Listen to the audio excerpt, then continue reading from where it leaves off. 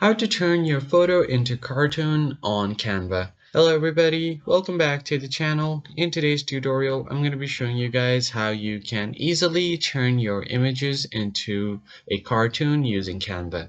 But before we get started, don't forget to hit the like button down below and subscribe to our channel. Also, turn on the bell icon so you don't miss out on any of our new uploads. Now let us jump right into the video.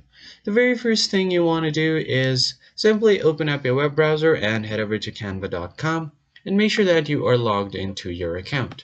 As you can see, I've already logged in here. So what you're going to do here is click on any of these. So I recommend you use the YouTube thumbnail template. So once you have done that, here you can insert your images. So I'm just going to paste an image here. And once you have done that, what you can do now is I'm just going to split it in half. So I'm just going to show you guys two ways you can convert it into a cartoon. What you're going to do here is head over to apps after selecting the image. And now here you're going to search for cartoon. And you'll see this Cartoonify filter. So just click on it. And click on what type of filter you want to apply. So I'm just going to choose the first one. And then click on open.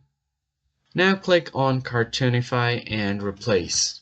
So just wait for this to completely cartoonify the image and then you should be good to go. So as you can see here, it has turned it into a cartoon.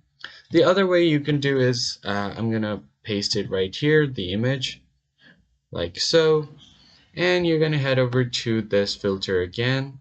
So what you're going to do now is click on it, head over to the app section, and then search for anime. Here you will find different options, so click on Animify, choose this option, click on open, and then simply allow it to convert and replace the image. So once the bar is complete, you'll just have to wait for the image to be converted. And there you go. These are the two ways that you can change your image into a cartoon. I hope you found the tutorial helpful. I'll see you guys on the next one.